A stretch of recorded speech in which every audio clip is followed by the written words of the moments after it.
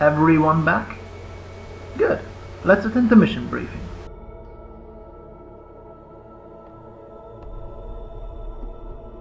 I will be playing Mission 2 of the campaign, in which we embark on a journey to the Kisaki Syndicate's research base, the Shokenya.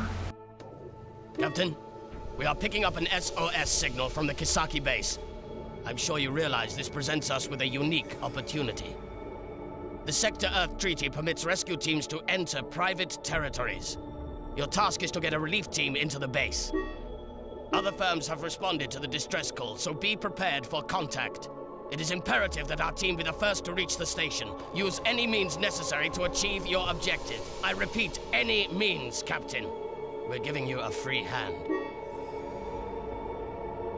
Nexus tells a really good story, and the plot is told using various different methods. There are of course the cutscenes at the beginning of each chapter, then there is a briefing before each mission, and during the mission there is dialogue. That is all fairly traditional stuff of course, but what you see here is not. Exploring the solar system view in which we are at the moment is completely optional, but adds another layer of depth to the story. We have access to Marcus Cromwell's personal log files through here, which give us insight into the character and how he's reacting to the events that he is going through. We can move the camera freely around, just like we can in the missions. We can therefore go and have a look at any major stellar object in the system. For example, let's pick something familiar. Earth.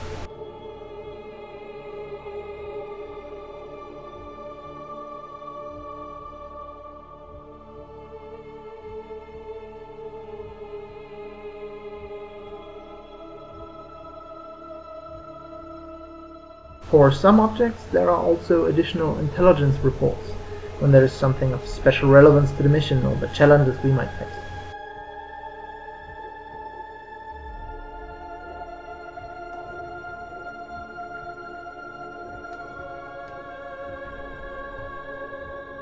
This one, for example, summarizes everything we currently know about the Shokenya, our goal that we are trying to reach in this mission. And this one is about another corporate fleet that we just detected.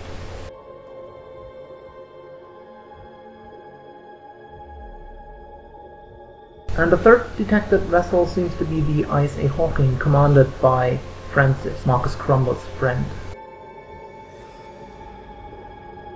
In Nexus, each spaceship is as much a main character as any of the human ones in the story. You will have to repair and equip them, but this is thankfully not RPG-like, with loot and drops. The station or supply ship you're on has a certain amount of parts and time reserved for you, and that's it. You will have to work with what you have. Sir, the asteroids are blocking our sensors. We can't see the other ships. Use the active sensors. I don't want to fly straight into a trap. Copy that. Sir, we're picking up energy signals. Their source is very close. They seem to indicate that a battle is taking place.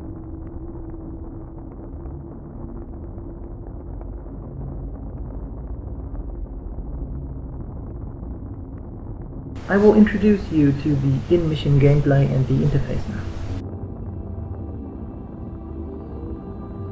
To the right you have the contacts list. Everything we detect that is not a ship under our control will be visible there. We just got an unknown contact, so we have something in there now, but we don't know what it is. Warning. Enemy ship identified. Unknown object detected. Selecto! Do not interfere! If you fail to comply, we will open fire! Marcus, old friend, you're a sight for sore eyes. As an ally of the ISA, you must help us. Together, we have a chance. It's Francis. He's on the run from two longswords. Sir, the Dangerous is turning towards us. So let's pause. We can pause at any time and we can issue any orders we want. As you can see, we have the two corporate longswords, probably operating on a every means necessary basis too, and they are preying on the Hawking. So then, the interface. First, we can of course look at our mission objectives. We can see here that saving the Hawking is only secondary, while killing our competitors is primary and therefore necessary objective. Then there is the repair window, showing the status of all devices like engines and weapons that we have installed on our ship. We can modify the order in which they are repaired here should we take damage. And finally, my favorite, the manual control panel. Using this we can load and shoot any weapon, activate our ECMs and other devices, switch the engines, and of course steer the ship. In the lower left corner we can set behaviors for each ship. I have chosen focus for now, which basically turns off all AI, forcing me to do everything myself. I just launched my fighter squadron in a defensive formation around the stiletto to cover my approach. While we know which ship types we're facing, we know nothing of their weapons yet. A fighter screen will help me to intercept devastating long-range missiles during my approach. Better safe than sorry. Our own weapons. First, we have 2 laser cannons, which are not strong enough to damage the enemy's hull, but can take out their devices, especially their weapons. Furthermore, there is 1 uranium Gatling gun, allowing me to do direct damage, and finally I have a few long-range missiles. While those are powerful and we are already in range, I won't fire them now. The enemy ships are close together and they are most certainly equipped with flak lasers. The missile will probably not come through. We are getting closer and I've just activated the ECM, plus I have powered the uranium Gatling gun and the missile launcher.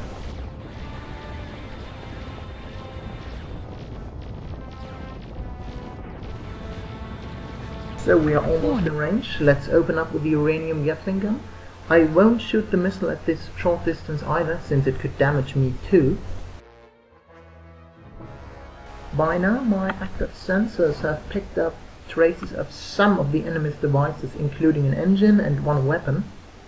When you power a device in Nexus, for example, firing a gun, it gets easier to detect, and if you engage your own sensors, it increases your chances even further.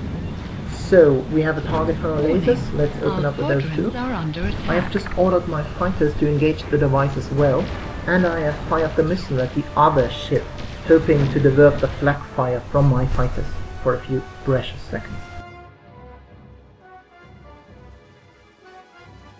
As you can see, he has 2 Gatling guns, which could pose a threat to our hull, so I'm going to target those.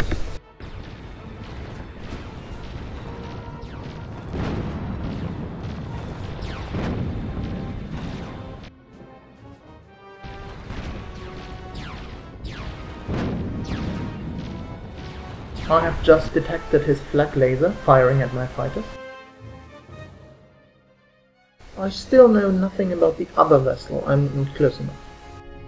The enemy flak laser is damaging my fighters, but it's also detected now, and if I can take it out, both my fighters and my missiles will be able to operate freely around this ship. So therefore I'm going to add it to the target list of my lasers. As you can see, my lasers are doing damage, and we are going to stay with this enemy ship, so let's move closer again.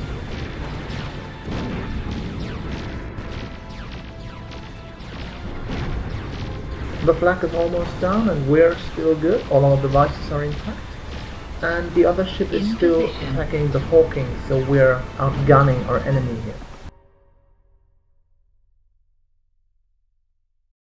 By now we also finally have information about the other vessel.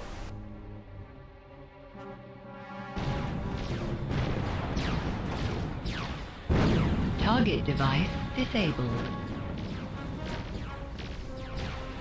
Target device disabled. You heard it, both of his Gatling guns have been rendered inoperable for now, so let's focus our laser and fighter fire on the flak. And let's move to intercept the other ship and keep it at bay and help the Hawking. With the Dangerous having fewer and fewer weapons, I'm going to divert 1 laser cannon at the second target now. As you can see, I'm also focusing on the flak laser here, with 1 ship already having lost its intercept capabilities. Killing the second one would allow me to shoot my missiles wherever I want. With me moving and having enabled my ECM, the Dangerous lasers are less of a, danger, and I'm going to divert the uranium Gatling gun to the more urgent target number 2. I apologize for that cut. Don't worry, you have only lost about 5 seconds of gameplay. The freeware Bandicam version only allows for 10 minutes of recording, so I just had to start a new video. By now, both enemy vessels have lost their flak lasers and are therefore unprotected against fighters and missiles, which I'm going to exploit very soon. For now, I will try to limit the damage I receive. Targeting the invulnerable Gatling guns will do the job.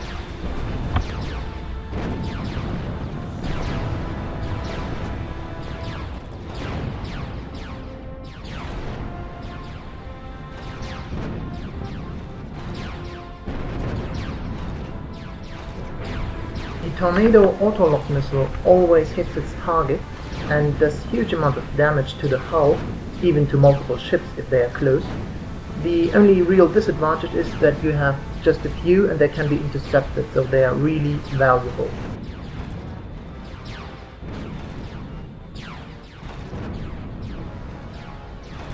Let's prepare our victim by taking out his engine.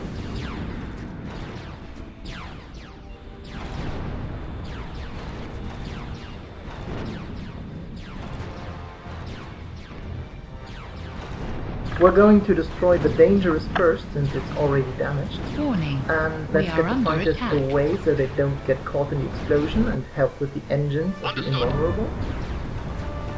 Don't get too close. Brave. Okay, since the Dangerous has pursued the Hawking, we are a bit too close for my liking now. So let's abort the missile launch. Note that the missile actually stays loaded. And let's get some distance between us and our target.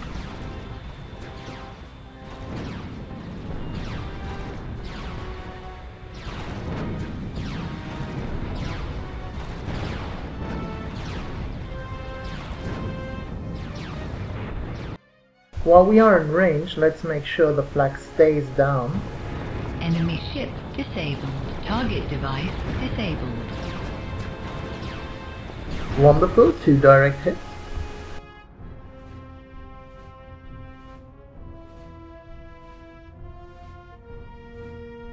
In Nexus, a spaceship is effectively destroyed when it has lost about 2/3 of its hull integrity. Blowing up the floating hulk is not necessary but possible. Let's fire the Tornado missile. Target device disabled. Here it comes.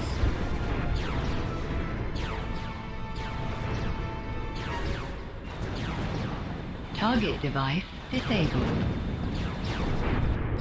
So then, let's prepare a second missile and use the Gatling gun to destroy the other ship. This will then end the mission, of course.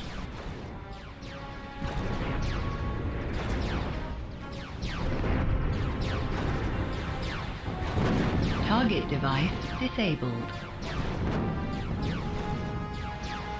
Thanks for the help, Marcus.